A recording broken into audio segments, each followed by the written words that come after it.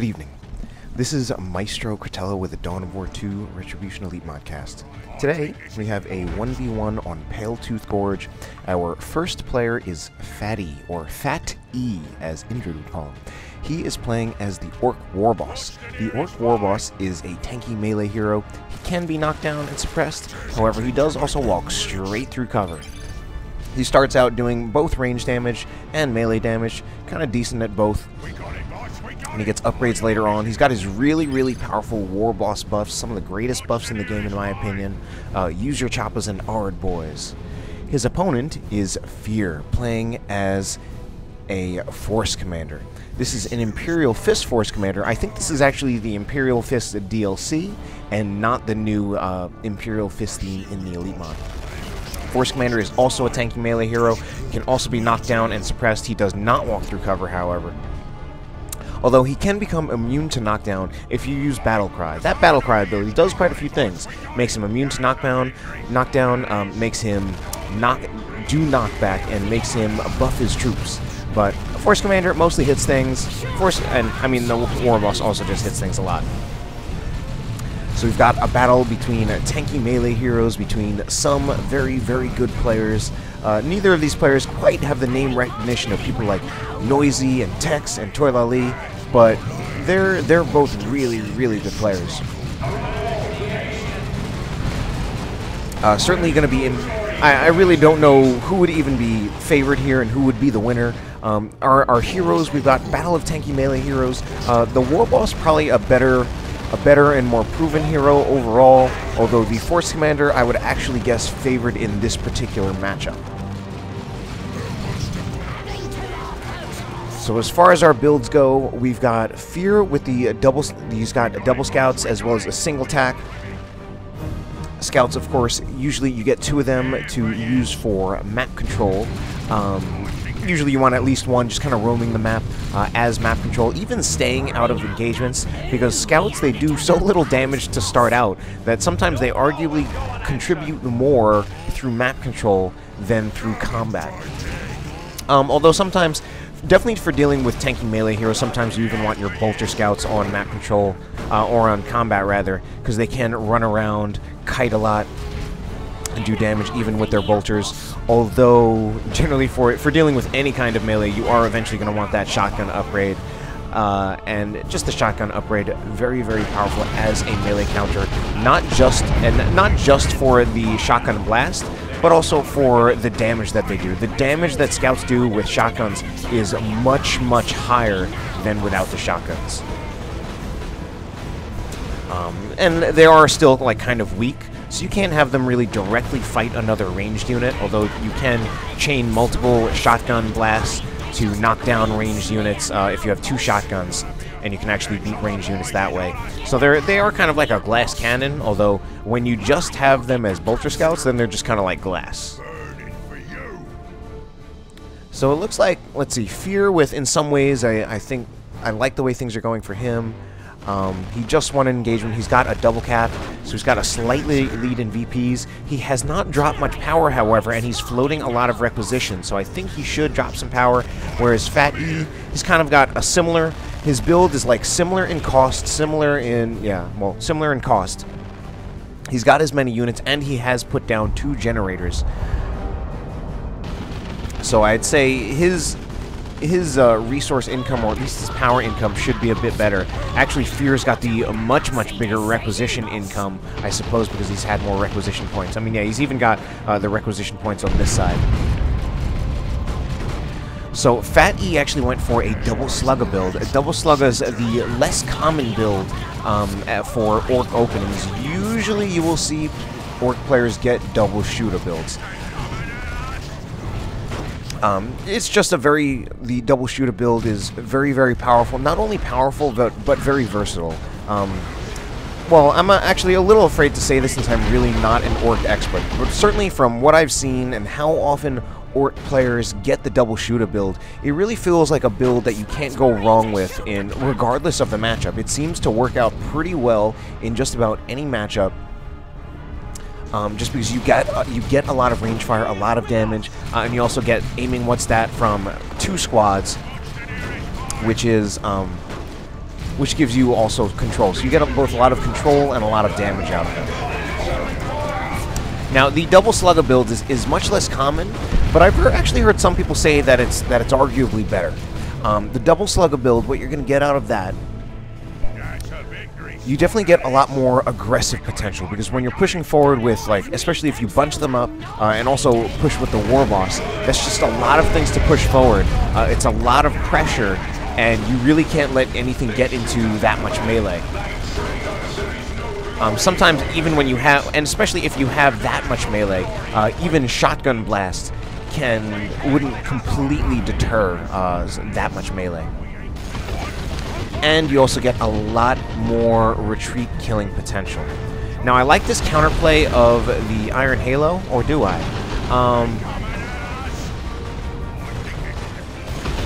I mean, I guess what's good about the Iron Halo, what I feel is good, is that he's playing into, I feel like he's playing into PhatE's lack of a second shooter, which I feel like having two shooters would be better at countering the Iron Halo. But at the same time, this also means that Fear is using energy for things other than Battlecry. So once he uses up that energy, he actually won't be able to use Battlecry. So ideally what he's going to want to do, he might actually want to use Battlecry before activating the Iron Halo, or making sure that he still has enough energy to activate Battlecry in the middle of engagement. So it's definitely going to require better energy management. And he also has to be careful there, since if what I think we saw from PhatE there was that he saw that the Force Commander used the Iron Halo, the energy was gone, so now he couldn't do Battlecry, and then he used the global ability, use your choppers on the Slugger Boys. And doing that, like on a hero, especially once the disruption ability is on cooldown, or he doesn't have enough energy left to use it, that can give you an opportunity to potentially wipe the hero, especially because it's so much damage coming out, and Sluggers are a very, very powerful retreat killing unit. And now it's actually PhatE who's taking, definitely taking a lead in map control. He's being very, very aggressive. Part of what's doing that is also the fact that he's got a longer build, so he's got more units. He's got a squad of looters. Fear actually has a very, very short build. Going for a 3-squad build is very, very short. Not terribly common, and it's definitely very, very risky, since you need to somehow be able to fight with less, and sometimes that's really not that easy, and you could lose the game that way because you just don't have enough units to hold the map. Now, PhatE hasn't gone for a very long build himself, and I think it especially can work out poorly if your opponent goes for, if your opponent does the opposite and goes for a very long build, because then your opponent will beat you pretty soundly on map control, probably take your power farms, and then you just like end up losing the entire map. Now, Fear got to Tier 2 first. PhatE, well, he was floating, so he could have gone to Tier 2 earlier. His map control is better now, and he's got the massive requisition income, plus 366. We've also got some upgrades on the Warboss, the enhanced custom shooter, as well as the spiky armor. Spiky armor, curious in some ways, but, well, at this point it's actually pretty well known to me, as well as definitely people who play regularly, that the spiky armor, a lot of Warboss players will just get the spiky armor just as a way of making the Warboss more durable and give him more staying power. Since it gives him a pretty sizable health increase, extra 250, as well as giving him a increase in health regeneration. So he just has a lot more staying power. He can stay out on the field more, not just in engagements, but because of the regeneration, he can just stay out on the field more. Like, let's say an engagement ends and he has maybe like half of his health left. He'll be running around, capturing the map, not engaging for a while, and then maybe it'll replenish to like 75% worth, and then he can actually be used in combat again. So we have a Thunderhammer upgrade from Fear, which is actually a pretty predictable upgrade, considering we have a double Slugger build as well as a Warboss. But again, right now he just lost so much energy from that Luda that he actually won't be able to use Battlecry for a bit. So right now the Force Commander is actually not going to do that well, and if anything, yeah, he should deactivate the shield, start building up that energy, attack the Sluggers first. I think that's a good idea, especially while they're isolated, while they're firing at the generators, because he's going to start bleeding models pretty quickly before they can overwhelm him. Now that Warboss, with the enhanced custom shooter, always an interesting choice. It's hardly ever the first choice for a Warboss player. to get the enhanced custom shoot 'em. And it has that shoot 'em good ability, which will, it's a disruption ability, will knock over the Force Commander as long as he doesn't have Battlecry active or the Iron Halo active. And then if he can follow up with like Sluggas, that could actually be really, really dangerous for the Force Commander.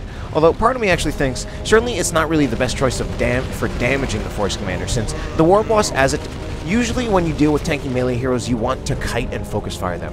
But if you have your own tanky melee hero, you can just have your own tanky melee hero go toe to toe. And that's kind of iffy, kind of, but still, it's better. You actually have that option, as opposed to if you're not a tanky melee hero and you're playing against a tanky melee hero, you can't have your hero fight toe-to-toe. Like, you can't... The thing I always cite is that, for the most part, you pretty much can't have a sorcerer fight toe-to-toe with a tanky melee hero. And by toe-to-toe, I mean engaging straight in melee combat. Like, and certainly heroes, like, non-melee heroes, like a mech boy, yeah, like a mech boy. You can't just have him stand around meleeing a Force Commander or something. He's just clearly going to use... Anyway, double Death Dread play out of PhatE. Like, I'm talking about other stuff, and we've got a double Death Dread play. Meanwhile, Fear's got his Dread out. I feel like this Dread is out late, considering he rushed to Tier 2. And these Dreads, I mean, they made it out before the Dreadnought. And I mean, Death Dreads are, of course, very, very cheap. But there are 2 of them here. 2 are not so cheap. And they both have their upgrades, so this is quite a resource investment, and it came out before the Dreadnought. And I actually don't even entirely know why he's backing off, since, if anything, I think he would have a considerable... His Death Dreads, 2 Death Dreads, is actually going to have the advantage over a single Dreadnought. The Dreadnought does more damage and has more health, but there are 2 Death Dreads. The Force Commander does not have a Power Fist, so he does not have AV, and there's actually not a whole lot of like supplementary or complementary AV coming out of Fear. He's got Stern Guard veterans, they can load in Vengeance rounds, but those are actually not terribly powerful. PhatE doesn't have that much supplemental AV of his own either, although he can definitely switch to a Beamy Def Gun, or he can get a Warboss Power Claw, and I mean, of course, the Force Commander can also switch to the Power Fist. They both already committed to weapons, so they would both have to invest in a new weapon if they wanted some AV, but I actually think the Death Dreads should turn around and commit. And, yeah, I mean, like, just commit. Do it. The only thing I would be worried about, actually, is this Las Cannon. So now we do have some supplemental AV. I think the angle might be blocked. And I like... Oh, this is actually now... Alright, now this is a bad situation for PhatE. He's probably going to lose this Death Dread, to be honest. He needs to get these Sluggas. These Sluggas, yes, they need to target the Dreadnought. And then, yeah, once this thing just stops getting snared... Ooh. But the Dreadnought still gets to fire, and I think the Dreadnought... Ooh, the Death Dread does manage to get away. It does have melee resist, so it is managing to resist a little. One squad of Sluggas. The Slugga Knob gets in. I think these Scouts just might go down. If those Sluggas can just get a few more hits in, but they don't. Ooh, and one Death Dread went down. That may have actually been a sync kill, but I missed it. And then it just looked kind of bugged. And this engagement actually went surprisingly well for Fear. If anything, like, I was saying, like, oh, she should just, like, commit to taking out the Dreadnought. And eventually he did that, and he actually did, to be honest, end up paying for it. But, like, maybe he should have just committed earlier. Oh my, and here is that sync kill. There is that sync kill. Dreadnought goes down too. If anything, I think it may have been a better choice for... Alright, Force Commander might go down here. It's a close call, but he's got so little health left that, yes, he does go down. Wow, a lot just happened in, like, the past 2 minutes. PhatE put the... He used user choppers, but he put it on the Sluggas. If anything, I feel like he should have put it on the Death Dread. Now, there are a lot of complex calculations. Well, not complex calculations. They're not really complex, like we're not doing calculus or anything like that. But you would have to do multiplication several times to figure out which would actually be better, which would actually be doing more damage. Because the DPS of Sluggas is quite a bit higher than that of a Death Dread, but they only do, most of them only do regular melee damage. The Slugger Knob does power melee damage, and those have much, much bigger penalties against vehicle armor than the heavy melee damage of the Death Dread.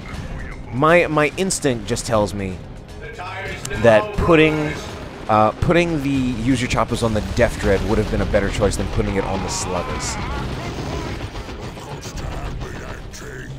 And I think that could have possibly even given it such an edge, considering how close that engagement was. It could have possibly made the difference between,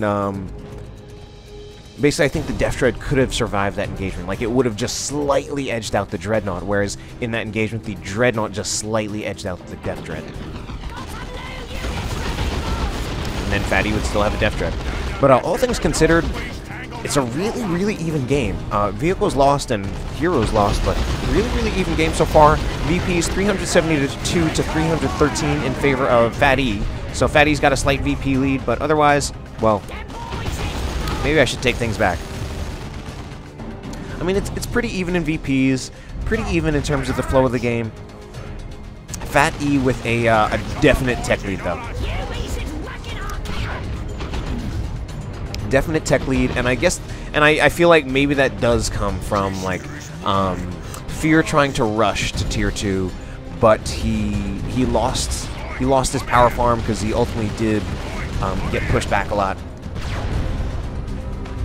So PhatE, slightly, definitely PhatE at the moment does have a slight advantage, but by no means is he out of the game. It's actually totally impossible to call where this would go, and definitely there have definitely been games that have looked worse for players when they've pulled it out.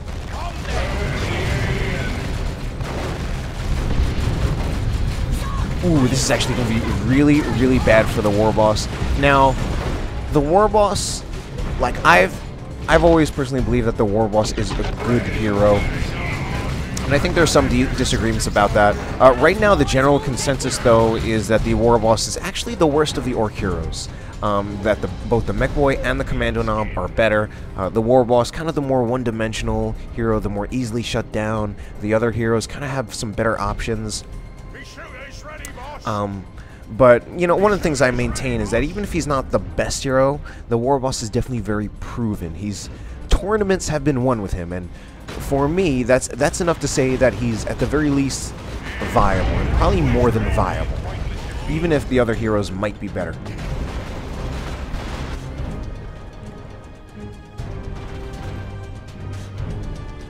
Although, one of the things we're definitely seeing right here in this matchup is that the Warboss is getting shut down pretty hard at times. And sometimes sometimes the response I'll see from that is that he'll actually be relegated to a capping unit, which sounds kind of sad, but anyway, Force Commander is over here against the Double Sluggers. The Force Commander with the Thunder Hammer is absolutely going to murder the Double Sluggers, so I think it's interesting. We see, like, slightly non-standard plays, but then we see a lot of counter plays right here, like PhatE getting the Double Sluggers in tier 1. Oh no, he just might lose the squad here. Oh, so he loses the Knob, and that Lone Slugger gets out alive. So, like, slightly non-standard plays, like the Double Slugger play, slightly non-standard. So then we see the Thunder Hammer play coming in tier 2, and that's like another reason why maybe the double shooter play is like slightly more standard. I feel like it's not quite as open to that counter play. I mean, certainly you can get like Assault Marines, and that'll definitely counter shooter boys, but I do feel like the double shooter play was slightly more flexible and versatile build. So we've got the Ludas opening up, and wow, yeah, that's a full retreat. Unfortunately, all three of those squads just walked right into the Luda firing arc, and they were about to get charged by the Warboss. So that was unfortunately not very well played by Fear. So PhatE actually still definitely with the advantage. There have been definitely some good wins by Fear. Even just things like that he was over here and that he bled 5 models off the Sluggers as well as killing the Knob. Definitely doing a lot of economic damage that way.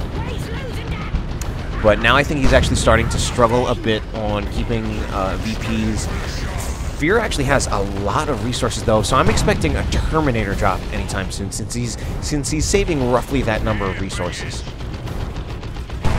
Terminator drop at any time. Yep, right in front. Oh, what a nice play. Las Cannon to snare the looted tank, and Terminator drop right next to it. That is a dead looted tank. Now, what's beautiful about that is that Fear really used the Terminator call-in a way that I've always believed that it should be used, which is not just to get a unit, but use the fact that you can place that anywhere to win an engagement. Or, well, win an engagement or, like, take out a unit. Because you have... Positioning is like, I feel like this is like, I'm Captain Obvious right now, but positioning is extremely key. So when you can put something anywhere, that's just very, very powerful. So sometimes it's even good to hold on to the resources for a little bit. This is one of the few times when it's actually good to float. When you have the resources to use a call-in, but you want to save it for a good time. And that was the perfect time. The las cannon shot, snared the looted tank, and then he put the Terminators in the path, basically in the looted tank's escape path. And there was nothing the looted tank could do at that point, because if it went south, it would be walking right into assault Terminators. If it went north, it would be just going further into the las cannon firing line. That was like, at that point, there was nothing PhatE could do to save that looted tank.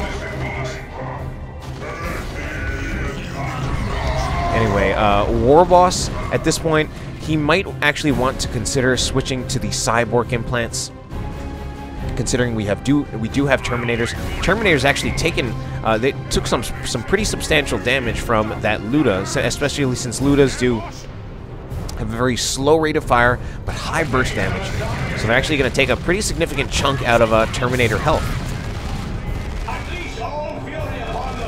Anyway, the Stern Guards are about to get tied up, and also like the Warboss is switching to the cyborg implants because the Terminators really are not going to care that much about the spiky armor. They're going to DPS right through that extra health. They will take very, very little damage from the damage that's returned by the Warboss because it only does. Well, I can't check it now, but it said 6 piercing damage. Terminators, because they have super heavy infantry armor, they have a 70% resistance to piercing damage. So 70% of 70% of 6 probably rounds to about 2. So they're going to take 2 damage, which is not a lot if you notice what their total health is.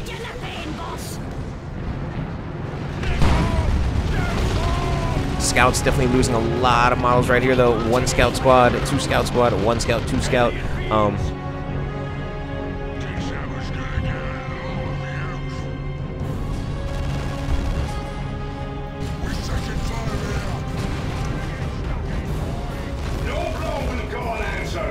Now we see that right now. Like the Force Commander should activate Battle Cry. I feel like, yeah, we're gonna see that right now. Alright, so Terminators, only 1 Terminator model was stunned. PhatE still ultimately not winning this engagement at all because the Sluggas just getting completely overwhelmed. 1 Slugga might die. Close call. One of the Slugga squads down to just the knob. Now, the combination of 2 Sluggas, one of the other great things about that is an enormous amount of damage. Sluggas are one of the highest DPS squads in the game. It's probably not that commonly known because they're a tier 1 squad. They're definitely not the best melee squad, like on any real measure, but they have incredibly high DPS. They have higher DPS than Howling Banshees. They actually have higher DPS than Knobs. So Sluggas have higher DPS than Knobs. Now, Knobs are definitely the better overall melee unit, in part because they're tougher, they have heavy melee damage. But the overall DPS for Slugga Boys is pretty ludicrous. It's I believe it's 215. 215 is the DPS. Knobs are 200. Howling Banshees are, off the top of my head, I believe about 180. And that's just the raw DPS figure, not also including the damage types. And Slugga is definitely one of their disadvantages, that they don't have the best damage type. Just regular melee on the regular models, power melee on the knob. The models do die pretty easily, but it's still something that can... It's just a huge amount of damage, so it's a lot of retreat killing potential. Definitely plenty of damage to DPS right through Terminator armor. Even though the Terminators will have a bit of resistance against the regular melee damage, it's still just a huge amount of damage, and they will take a lot of damage.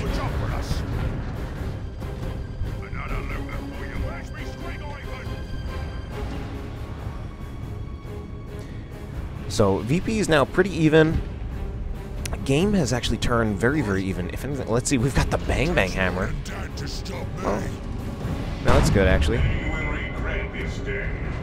I would more expect the Power Claw, mostly just because it is the more predictable and common choice, and probably the best overall, but the Bang Bang Hammer is nothing to be laughed at, or you can just laugh at how ridiculously good it is, because it is really freaking good.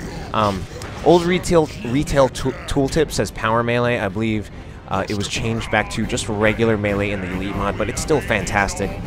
Does a lot of damage per strike. It's extremely annoying in Tier 1 because he really snipes models with this Bang Bang Hammer. And then you have like a wall-like effect with each strike, which is also very, very powerful. Lightning Claws on the Assault Terminators. So they won't be doing much to the looted tank anymore, although they can still do some some light damage against that. But, I mean, this is now, like, PhatE's melee blob is in terrible shape. And at this point, I think the best that his melee blob can do would actually be serve as repair support for the looted tank. And then even the looted tank right now has to be careful against the Devastators. But you know what? This is a very interesting response. Oh man, long-range plasma cannon shots. I like the use of this plasma cannon. He's been really keeping it at long range, using it like outside of sight range, and just hitting things that like can't even see it. But we've got a very, very interesting play. We've got a Tier 3 war truck. Very, very, very uncommon. A Tier 3 war truck. I mean, usually players get war trucks in Tier 2. And it eventually dies, and then players never buy it back again. Now, what I have a feeling PhatE is thinking, what I feel like he's thinking here, is that his Sluggas are going to be very, very well countered by the Assault Terminators as well as the Force Commander. Those units are not going to counter vehicles. So he maybe is going to try to keep the Sluggas mobile, keep them, and then use the war truck to place them somewhere away from the Assault Terminators, away from the Force Commander, and especially if he can get a flank on Devastators, he can wipe out that squad if he's got 2 squads of Sluggas inside. So it'll be very interesting to see. That's definitely just based on my theory crafting ability. That's some of the potential of what he's doing right now with this looted tank. I mean, with this war truck. It's got some potential. It's just up to see whether or not he can actually execute some of these potential theoretical plays. He does still have to watch out for the Devastator Marines. He's also overloaded PhatE. I mean, he's overloaded Fear a bit on vehicles when Fear has now committed to more anti-infantry stuff. Like, he traded AV on the Assault Terminators for more anti-infantry. So he also got more vehicles. Although, I mean, he got a war truck as well as another looted tank. I'm wondering if maybe he could have just saved up for a battle wagon. He certainly had the power. And battle wagons are very, very good. According to Toy La Lee, the battle wagon is the best unit in the game.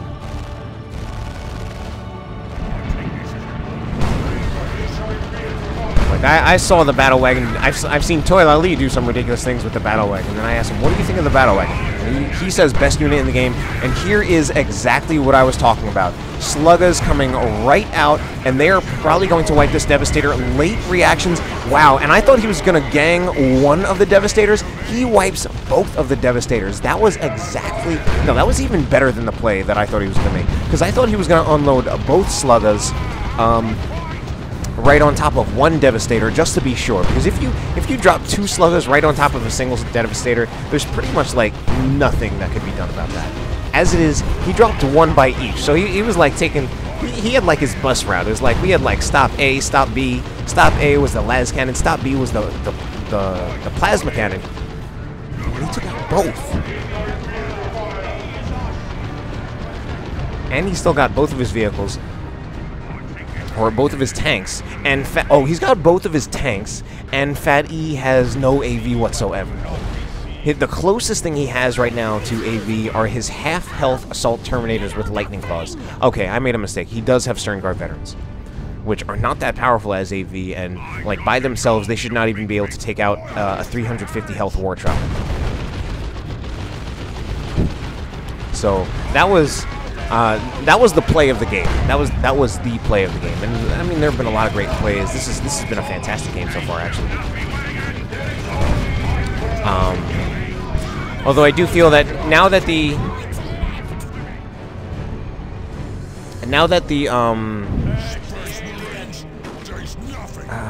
Devastators are gone, I actually think the Sluggers should go back on repair duty, support the vehicles.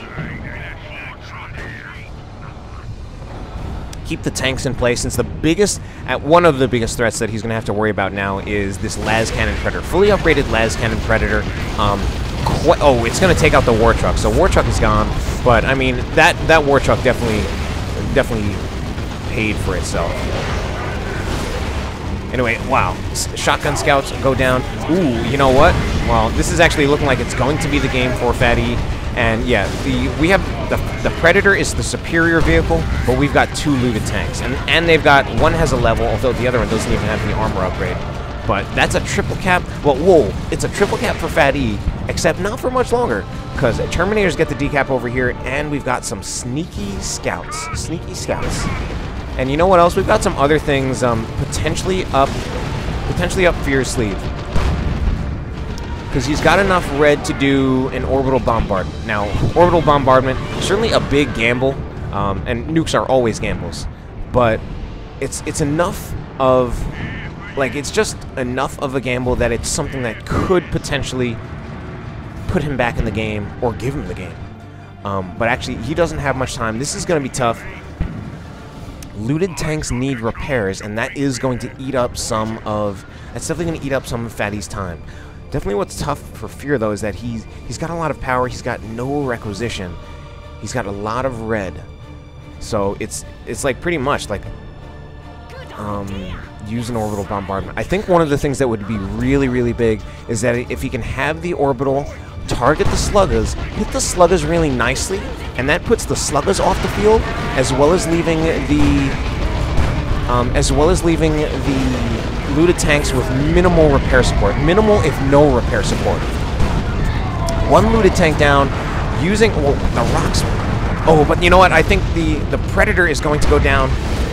One looted tank goes down. I think, if anything, the Terminators need to target the looters. The looters are, unfortunately, setting up and unsetting up a little too much. They don't have the Predator in range.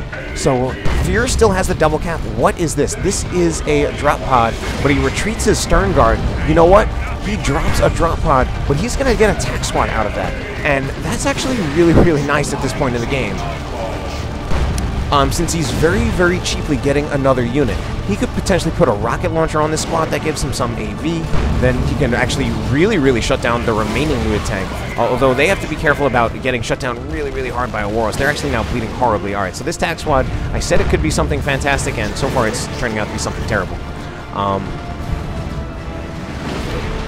Force Commander, alright. This is going to be really, really tough, because Fear is about to be forced off. Force Commander does knock down the Sluggers, but he does need to get out of there. And here is where I feel like the orbital bombardment needs to happen, because I feel like that's what he has, or he's going to save it, and he's going to have Terminators just like slice up the Sluggers, and they're definitely going to scare off the Sluggers. So man, this game is incredible. Really close, 60 to 15. Oh man. You know what? Force Terminators need to attack the looters, so that, and then the tax should have capped. Oh no. This could be it for PhatE, or no, it for Fear rather. Oh, that's it. Here is the orbital bombardment, and that at least that gets the Terminators to back off. I mean, that gets the looted tanks to back off. Wow, and we've got the looted tank train come out of PhatE. One of the things that's really strong, that's been going really well for PhatE, and that I one of the things that I actually believe is strong about the Warboss that I think makes him good is that he does seem to have a very, very strong economy. I mean, that's also, of course, dependent on the player. And I actually don't think this generator farm has been bashed that much. There was one early bash I saw with some shotgun scouts and a flame attack. I don't think it actually went that far, though. Wow, very, very close now. Shotgun scouts going for the decap. They will... This is going to be really, really close, but I think this could actually be it in favor of PhatE. It's certainly a close call. Oh, and the shotgun scouts can't finish it. If they had finished it, that would have at least been the no cap. I don't know how much longer Fear could have stayed in there, though. Anyway, that was... You know what? That's one of the best 1v1 games I've seen in a while. So, I hope you enjoyed it, and if you didn't, there's something wrong with you. So, yeah, have a good night.